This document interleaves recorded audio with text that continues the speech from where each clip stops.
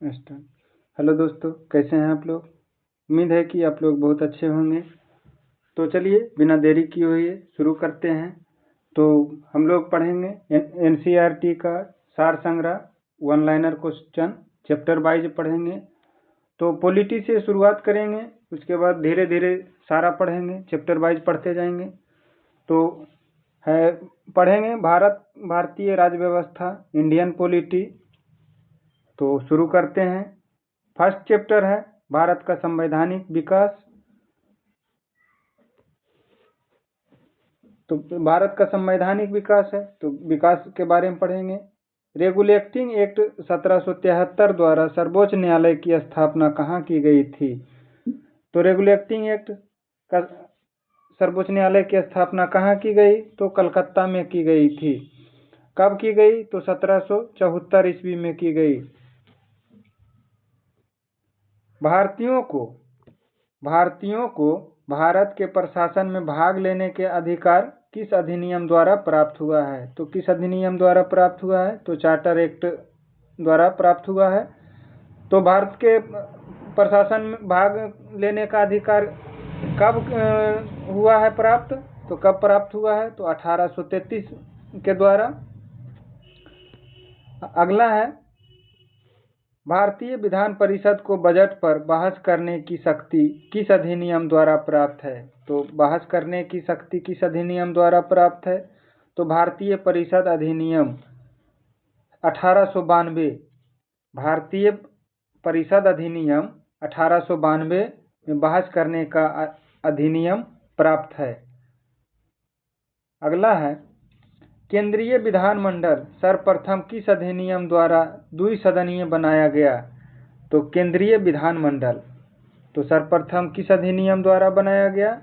तो 1919 के भारत शासन अधिनियम के द्वारा। कब? 1919 के भारत शासन अधिनियम द्वारा।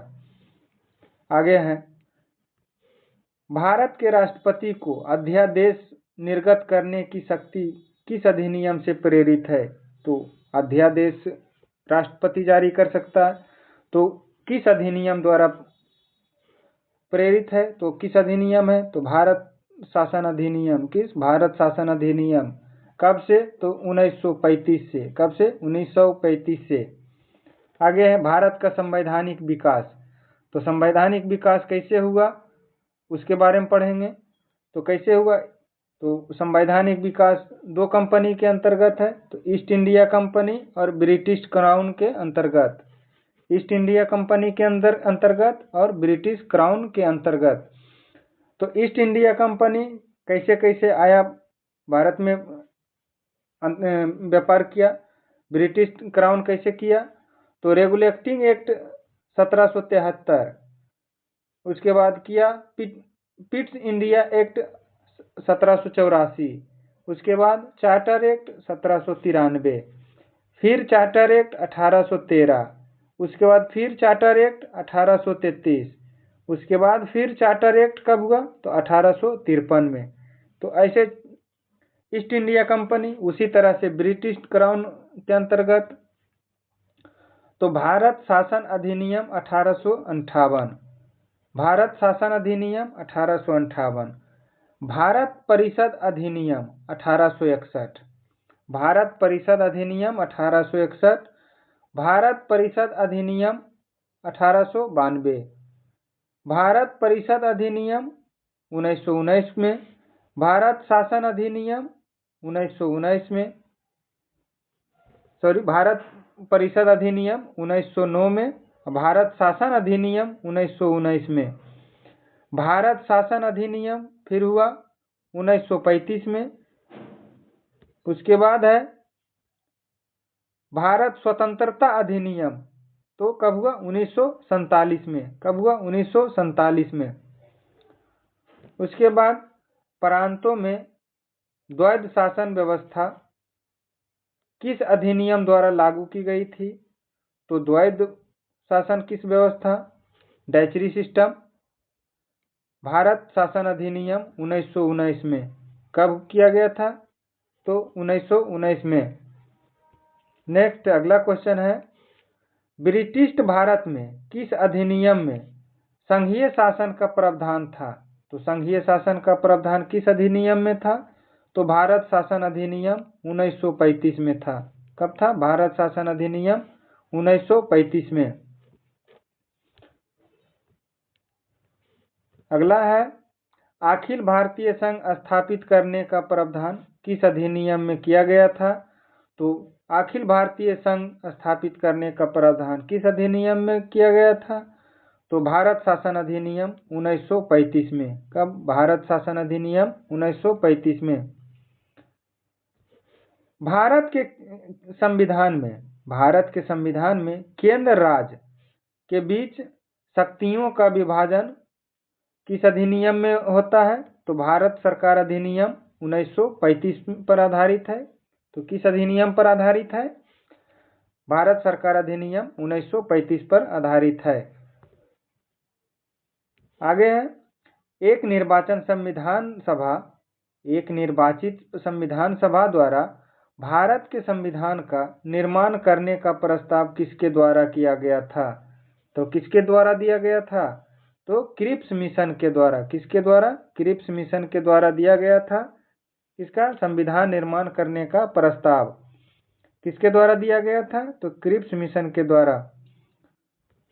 भारतीय संविधान सभा का गठन किसका? भारतीय संविधान सभा का गठन किसके अंतर्गत किया गया था?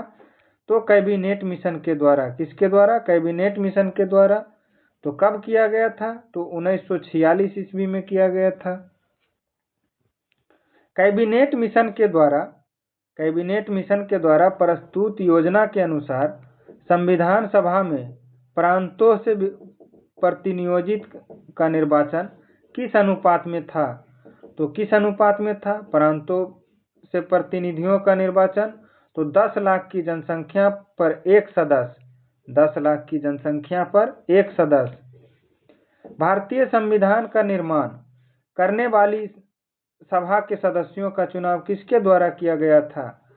तो भारतीय संविधान का निर्माण करने वाली संविधान सभा का सदस्य चुनने में किसके द्वारा किया गया था? तो विभिन्न प्रांतों की विधानसभाओं द्वारा। किसके? विभिन्न प्रांत का विधानसभा द्वारा। तो अंतिम सरकार किस वर्ष से है? तो अंतिम सरकार कैसे कैसे है अंतरिम? तो उसके बारे में हम पढ़ेंगे।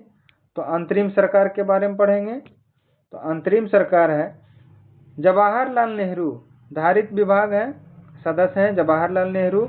धारित विभाग राष्ट्रीय संबंध, राष्ट्रीय मंडल संबंध तथा विदेशी मामले में। किसे धारित है विभाग? तो राष्ट्रीय संबंध तथा विदेशी मामले में किसके पास था? तो जवाहरलाल नेहरू के पास। उसके बाद है गृह सूचना प्रसारण। तो गृह सूचना प्रसारण 1946 में किसके पास था? तो सरदार वल्लभ भाई पटेल के पास था, गृह मंत्री एवं सूचना प्रसारण मंत्री। अगला है राजेंद्र प्रसाद के पास। राजेंद्र प्रसाद कौन थे? तो खाद्य एवं कृषि मंत्री। कौन थे? 1946 में राजेंद्र प्रसाद खाद्य एवं कृषि मंत्री थे। विभाग था इन्हीं के पास। तो और सदस्य कौन थे? तो राजेंद्र प्रसाद। आगे है औद्योगिक एवं नागरिक आपूर्ति। तो औद्योगिक एवं नागरिक आपूर्ति उस जो विभाग था औद्योगिक एवं नागरिक आपूर्ति किसके उस समय सदस्य कौन थे? तो जॉन मथाई। कौन थे सदस्य? जॉन मथाई। श्रम विभाग के सदस्य कौन थे? तो जगजीवन राम। श्रम विभाग के सदस्य कौन थे? तो जगजीवन राम। रक्षा विभाग के सदस्य कौन थे? तो सरदार बलदेव सिंह। सरदार बलदेव सिंह। वित्त विभाग के सदस्य कौन थे? तो वित्त विभाग के सदस्य थे विलायत अली खान। कौन थे? विलायत अली खान। शिक्षा एवं कला के विभाग के सदस्य कौन थे? तो सी राजगोपालाचारी। शिक्षा एवं कला विभाग के सदस्य कौन थे? तो सी राजगोपालाचारी। आगे है भारतीय संविधान सभा की पहली बैठक कब हुई थी? तो बताइए, भारत की संविधान सभा की पहली बैठक कब हुई थी? तो पहली बैठक जो हुई थी 9 दिसंबर 1946 को हुई थी। तो भारत का पहली बैठक संविधान सभा की कब हुई थी? तो 9 दिसंबर 1946 को। भारतीय संविधान का प्रथम प्रारूप सर बी.एन. राम द्वारा तैयार किया गया था, यानी भीमराव अंबेडकर द्वारा तैयार किया गया था संविधान प्रारूप। बी.एन. राम द्वारा प्राप्त किया गया था, तैयार किया गया था। आगे है, संविधान सभा का अस्थायी अध्यक्ष किसे चुना गया? परमानेंट क्रिमन किसे चुना गया था? परमानेंट चेयरमैन किसे चुना गया था? तो परमानेंट चेयरमैन, अस्थायी अध्यक्ष, संविधान का अस्थायी अध्यक्ष किसे चुना गया था? तो राजेंद्र प्रसाद को। किसे चुना गया? राजेंद्र प्रसाद को। संविधान सभा में पंडित नेहरू द्वारा उद्देश्य प्रस्ताव कब प्रस्तुत किया गया था? तो कब प्रस्तुत किया गया था संविधान सभा में? उद्देश्य प्रस्ताव किसके द्वारा प्रस्तुत किया गया था? तो पंडित नेहरू के द्वारा। किसके द्वारा? पंडित नेहरू के द्वारा। तो पंडित नेहरू के द्वारा उद्देश्य प्रस्ताव हुआ तो कब हुआ था? तो हुआ था 13 दिसंबर 1946 को। कब हुआ था? 13 दिसंबर 1946 को। नेहरू द्वारा प्रस्तुत उद्देश्य प्रस्ताव संविधान सभा में कब स्वीकृत हुआ था? तो स्वीकार कब हुआ? तो नेहरू द्वारा प्रस्तुत उद्देश्य जो था वो स्वीकार कब हुआ? तो स्वीकार हुआ 22 जनवरी 1947 को। कब हुआ? 22 जनवरी 1947 को। भारतीय संविधान के निर्माण काल में संविधान सभा के कुल कितने अधिवेशन हुए थे? तो कुल कितने सेशन चले थे? तो कुल 11 सेशन चले थे। कितना सेशन हुए थे? तो 11 सेशन हुए थे। अधिवेशन जो है 11 अधिवेशन हुआ था। आगे है, भारतीय संविधान के निर्माण में संविधान सभा को कितने समय लगा था? तो संविधान सभा को निर्माण करने में कितना समय लगा था? तो निर्माण करने में लगा था 2 वर्ष 11 महीना 18 दिन। कितने दिन लगा था? तो 2 वर्ष 11 महीना 18 दिन संविधान को निर्माण करने में लगा था। बहुत इंपॉर्टेंट है, ये VVI क्वेश्चन है, बहुत इंपॉर्टेंट है, बहुत एग्जाम में पूछा जाता है। तो आगे चलिए, भारतीय संविधान सभा के संवैधानिक सलाहकार कौन थे? तो बताइए, संवैधानिक सलाहकार कौन थे? तो संवैधानिक सलाहकार थे, निर्माण करने में सलाह देने वाले कौन थे? Sir BN. Rao. Sir BN. Rao दिए थे सलाह संविधान को लिखने में। आगे है, भारत की संविधान की सभा ने वर्तमान में राष्ट्रीय ध्वज को कब अपनाया गया? तो संविधान सभा ने भारत को वर्तमान में राष्ट्रीय ध्वज को कब अपनाया? तो राष्ट्रीय ध्वज को कब अपनाया? तो 22 जुलाई 1947 को। कब अपनाया राष्ट्रीय ध्वज को? 22 जुलाई 1947 को। तो संविधान सभा की प्रथम बैठक की अध्यक्षता की थी, अस्थायी अध्यक्ष किसने किए थे? तो अध्यक्ष सच्चिदानंद सिन्हा अस्थायी अध्यक्ष ने की थी।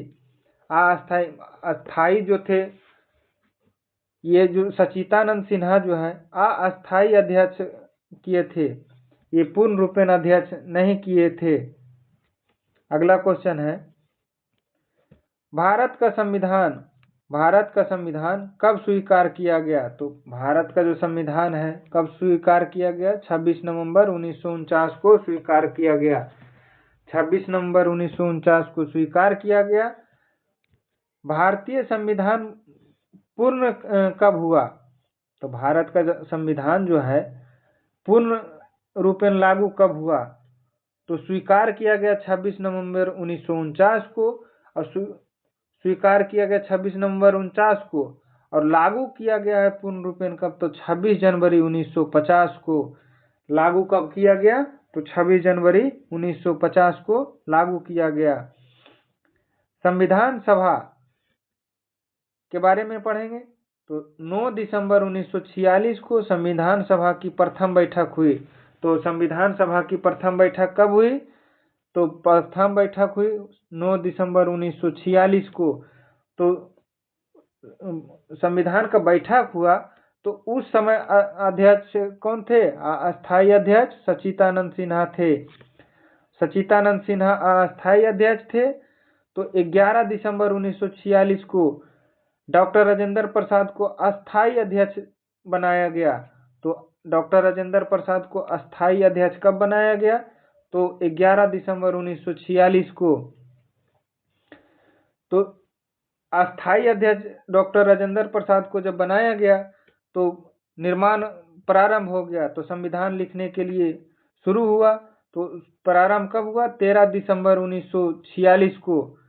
तो संविधान निर्माण हुआ तो 13 दिसंबर 1946 को। तो पंडित जवाहरलाल नेहरू द्वारा प्रस्तुत उद्देश्य प्रस्ताव हुआ। तो उद्देश्य किसके द्वारा प्रस्तुत हुआ? तो पंडित जवाहरलाल नेहरू द्वारा। तो जिसे 22 जनवरी 1947 को सर्वसम्मति स्वीकार किया गया। तो स्वीकार कब किया गया? तो 22 जनवरी 1947 को स्वीकार किया गया। तो स्वीकार किया गया तो 26 नवंबर 1949 को भारतीय संविधान अंगीकृत किया गया।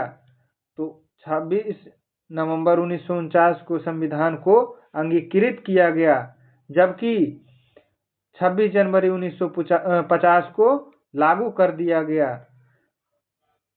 अपनाया गया कब और संविधान को अंगीकृत किया गया कब, इसके बारे में हम पढ़ लिए हैं। तो और पूर्ण रूपेण लागू किया गया 1950 को। 26 जनवरी 1950 को संविधान पूर्ण रूपेण लागू कर दिया गया। उसके बाद आते हैं, आइए, उसके बाद 26 नवंबर 1949 को भारतीय संविधान किसके द्वारा अधिनियम किया गया था? तो 26 नवंबर 1949 को संविधान द्वारा अधिनियम किया गया किसके? तो संविधान सभा के द्वारा। संविधान सभा के द्वारा। जन गण मन भारत के राष्ट्रीय गान है। तो इसे कब अपनाया गया? तो भारत का राष्ट्रीय गान कौन है? तो जन गण मन। तो जन गण मन को कब अपनाया गया? तो जन गण मन को 24 जनवरी 1950 को अपनाया गया। तो जन गण मन को कब अपनाया गया? तो 24 जनवरी 1950 को अपनाया गया। अगला है भारत सरकार। भारत सरकार द्वारा अशोक स्तंभ को राष्ट्रीय चिन्ह कब अंगीकृत किया गया? तो भारत सरकार का जो है राष्ट्रीय चिन्ह भारत का क्या है? तो अशोक स्तंभ है। अशोक स्तंभ भारत का राष्ट्रीय चिन्ह है। तो राष्ट्रीय चिन्ह है तो उसे कब अंगीकृत किया गया? तो कब अंगीकृत किया गया है? तो 1950, 26 जनवरी 1950 को अंगीकृत किया गया है। संविधान सभा की सलाहकार समिति के अध्यक्ष कौन थे? तो सरदार वल्लभ भाई पटेल थे। कौन थे? संविधान सभा की सलाहकार समिति का अध्यक्ष कौन थे? तो सरदार वल्लभ भाई पटेल थे। संविधान सभा की झंडा समिति के अध्यक्ष कौन थे? तो बताइए, झंडा समिति के अध्यक्ष कौन थे? तो झंडा समिति के अध्यक्ष डॉक्टर राजेंद्र प्रसाद थे। कौन थे? डॉक्टर राजेंद्र प्रसाद थे झंडा समिति के अध्यक्ष। प्रमुख समितियां के अध्यक्ष पढ़ेंगे। तो संघ शक्ति समिति के अध्यक्ष कौन थे? तो पंडित जवाहरलाल नेहरू थे। संघ शक्ति के अध्यक्ष कौन थे? पंडित जवाहरलाल नेहरू थे। कौन थे? पंडित जवाहरलाल नेहरू। संघीय संविधान समिति के अध्यक्ष कौन थे? तो संघीय संविधान समिति के अध्यक्ष थे पंडित जवाहरलाल नेहरू। प्रांतीय संविधान समिति के अध्यक्ष कौन थे? तो प्रांतीय संविधान समिति के अध्यक्ष थे सरदार वल्लभ भाई पटेल। कौन थे? सरदार वल्लभ भाई पटेल। प्रारूप समिति के अध्यक्ष कौन थे? तो प्रारूप समिति के अध्यक्ष थे भीमराव अंबेडकर। कौन थे? भीमराव अंबेडकर। मौलिक अधिकार एवं अल्पसंख्यक परामर्श समिति के अध्यक्ष कौन थे? तो सरदार वल्लभ भाई पटेल। मौलिक अधिकार एवं अल्पसंख्यक समिति परामर्श के अध्यक्ष कौन थे? तो सरदार वल्लभ भाई पटेल थे। कौन थे? सरदार वल्लभ भाई पटेल। प्रक्रिया नियम समिति, प्रक्रिया नियम समिति के अध्यक्ष कौन थे? तो डॉक्टर राजेंद्र प्रसाद थे। कौन थे? डॉक्टर राजेंद्र प्रसाद। राज्यों के लिए समिति, राज्यों के लिए समिति के अध्यक्ष कौन थे? तो पंडित जवाहरलाल नेहरू थे। कौन थे? पंडित जवाहरलाल नेहरू। संचालन समिति के अध्यक्ष कौन थे? तो संचालन समिति के अध्यक्ष थे डॉक्टर राजेंद्र प्रसाद। कौन थे? डॉक्टर राजेंद्र प्रसाद। संविधान सभा के कार्यों से संबंधित समिति के अध्यक्ष कौन थे? तो संविधान सभा के कार्यों से संबंधित समिति के अध्यक्ष कौन थे? तो जीवी मावलंकर थे। कौन थे? जीवी मावलंकर। जीवी मावलंकर किसके अध्यक्ष थे? तो संविधान सभा के कार्य के अध्यक्ष कौन थे? जीवी मावलंकर। भीमराव अंबेडकर की अध्यक्षता में संविधान सभा की प्रारूप समिति के 6 अन्य सदस्य थे। तो 6 अन्य सदस्य कौन थे भीमराव अंबेडकर की अध्यक्षता में? तो पहला थे एन गोपालास्वामी अयंगर, एम गोपालास्वामी अयंगर। उसके बाद थे दूसरा डॉक्टर के एम मुंशी, तीसरा BL मित्र। बाद में इनके स्थान पर एन माधव राव आए। उसके बाद थे अलादी कृष्णास्वामी अय्यर, सैयद मोहम्मद सदुल्ला तथा DB खेतान। बाद में इसके स्थान पर कौन आए? तो इनके स्थान पर TT कृष्णाचारी। कौन आए? TT कृष्णाचारी थे। उसके बाद आगे है संविधान सभा ने डॉक्टर भीमराव अंबेडकर की अध्यक्षता में प्रारूप समिति का गठन कब किया गया था? तो भीमराव अंबेडकर की अध्यक्षता में समिति बनाने का प्रारूप का गठन कब किया गया? तो गठन किया गया था 19 अगस्त 1947 को। तो किनके अध्यक्षता में? तो भीमराव अंबेडकर की अध्यक्षता में। आगे है भीमराव अंबेडकर का लेखक। भीमराव अंबेडकर का संविधान सभा में निर्वाचन किस प्रेसिडेंसी में हुआ था? तो किस प्रेसिडेंसी में हुआ था? तो कहां से हुआ था? तो मुंबई प्रेसिडेंसी से। कहां से? मुंबई प्रेसिडेंसी से। और कब हुआ था? तो 1950 से पहले बंगाल 1947 से 1950 में हुआ था मुंबई प्रेसिडेंसी। और पहले कहाँ था? 1947 से पहले था बंगाल प्रेसिडेंसी से। 1946-47 में कहाँ था? बंगाल में। 1947 से 50 में कहाँ हो गया? तो मुंबई में हो गया। बम्बई में कहाँ हो गया? बम्बई। तो ये चैप्टर यही है। उसके बाद हम नेक्स्ट चैप्टर पढ़ेंगे। तो वीडियो को लाइक करें, चैनल को सब्सक्राइब कर लें। हम लोग चैप्टर वाइज पढ़ते जाएंगे। NCERT सार संग्रह 1 लाइनर क्वेश्चन जो नया एडिशन है, एडिशन 2025 का हम पढ़ रहे हैं। तो वीडियो को लाइक करते जाएं, देखते जाएं, चैनल को सब्सक्राइब कर लें, नोटिफिकेशन ऑन कर लें। हम अब कल पढ़ेंगे नेक्स्ट चैप्टर के साथ। तो लाइक करें, चैनल को सब्सक्राइब करें। धन्यवाद। जय हिंद।